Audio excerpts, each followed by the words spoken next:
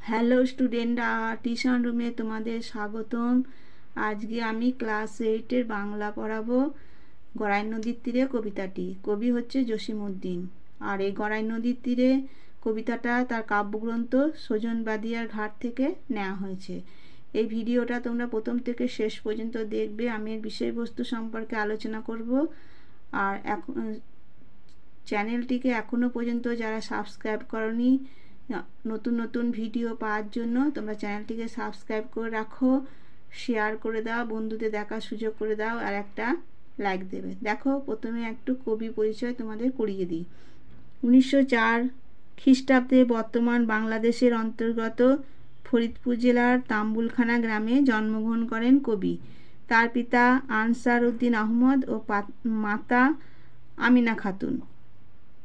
কবি ফরিদপুর জেলা তার বিদ্যালয় ও কলেজ জীবনের পাঠ শেষ করে চলে আসেন কলকাতায় এবং কলকাতা বিশ্ববিদ্যালয় থেকে বাংলা ভাষা সাহিত্যে MA পাশ করে কিছুকাল ঢাকা বিশ্ববিদ্যালয়ে অধ্যাপনা করেন।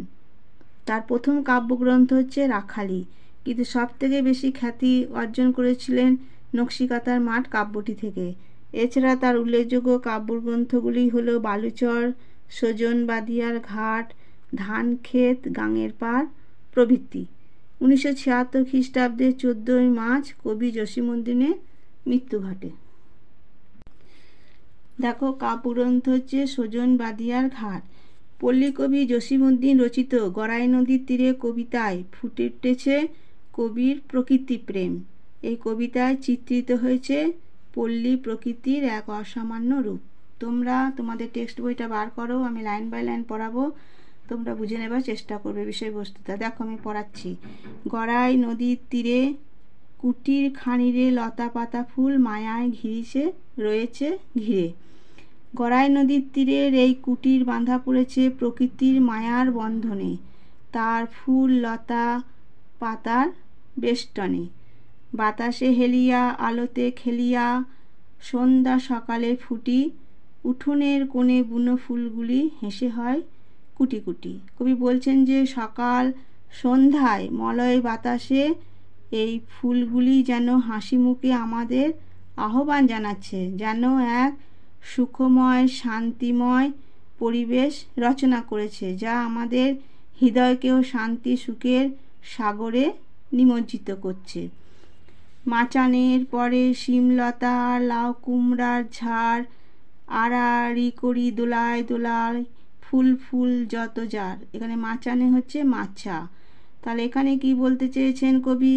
বলেছেন যে মাচানের উপর বেড়ে ওঠা শিমলতা আর লাউ কুমড়োর ঝাড়, তাতে ফুটে ওঠা ফুল যেন এই কুটিরটিকে অঙ্গসজ্জায় সজ্জিত করেছে। তল দিয়ে তার লাল নোটে শাক মেলিছে রঙের ঢেউ, তার নিচে লাল নোটে শাক যেন রঙের ঢেউ খেলিয়ে দিয়েছে। লাল শাড়িখানি রোদে দিয়ে গেছে এ বাড়ির বধূ কেউ, আর তার উপর এই কুটিরের কোনো বধূর মেলে দেওয়া লাল শাড়ি যেন রূপের ঢেউ তুলেছে।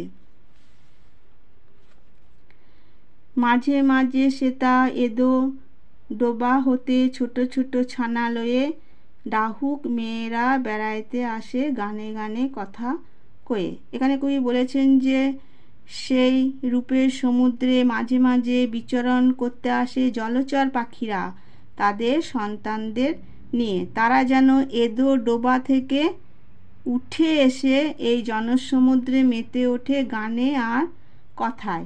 এখানে দেখো, ডাহুক মেয়েরা হচ্ছে জলচর পাখি, আর এদো ডোবা হচ্ছে নোংরা জলাশয়। গাছের শাখায় বনের পাখিরা নির্ভয়ে গান ধরে, এখনো তাহারা বোঝেনি হেতায় মানুষ বসত করে। গাছে গাছে গান গেয়ে বেড়ায় বনের পাখিরা, তারা এই কুটিরটিকে মনে করে যেন তাদের মুক্ত বনেরই অংশ। ফলে মানুষের ভয় তাদের মাঝে দেখা যায় না। মটরের ডাল, মুসুরের ডাল, কালিজিরা আর ধনে, লঙ্কা মরিচ রোদে শুকাইছে উঠোনেতে সযত্নে। এখানে কবি বলেছেন যে কুটিরের মানুষরা তাদের সংসারের ব্যবহারে মটর, মসুর ডাল, কালোজিরা, ধনে, লঙ্কা শুকিতে দেয় কুটিরের উন্মুক্ত প্রাঙ্গণে ও উঠোনে। লঙ্কার রং, মসুরের রং, মটরের রং আর জিরা ও ধনের রং পাশেতে আলপনা আঁকা কার, যেন একখানি সুখের কাহিনী নানান আখরে ভরি। এবারই যত আনন্দ হাসি আঁকা জীবন্ত করি। এখানে আখরে হচ্ছে অক্ষরে। এখানে বলেছেন যে সেখানেও যেন লাগে লাল রঙের ঢেউ, মনে হয় এগুলিই যেন নানান অক্ষরে রচনা করেছে এই কুটিরের সুখের চিত্র। জীবনের সুখ, আনন্দ, আহ্লাদ যেন এখানে লেখা হয়ে রয়েছে।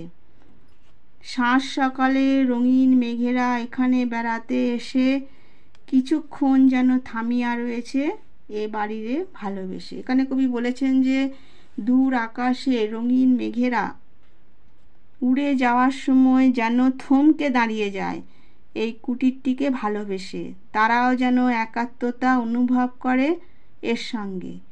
মাটি এবং আকাশের দূরত্ব ঘুচিয়ে দেয় এই কুটির।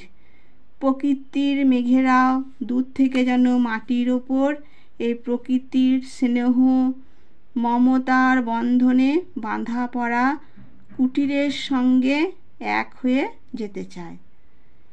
এটাই ছিল এই কবিতাটার বিষয়বস্তু। তোমরা ভালো করে বুঝে নেবার চেষ্টা করবে, নাহলে যে পরবর্তী ভিডিওতে আমি প্রশ্নগুলো দেবো, প্রশ্নগুলো করতে তোমাদের অসুবিধা হবে। কমেন্ট করবে পড়াটা কেমন লাগলো। আর এই ধরনের নতুন নতুন ভিডিও পাওয়ার জন্য যারা এখনও পর্যন্ত সাবস্ক্রাইব করনি তারা চ্যানেলটিকে সাবস্ক্রাইব করে দাও, শেয়ার করে দিও যাতে বন্ধুরা দেখার একটু সুযোগ পায়, আর একটা লাইক দেবে। এখানেই আমি ভিডিওটা শেষ করলাম।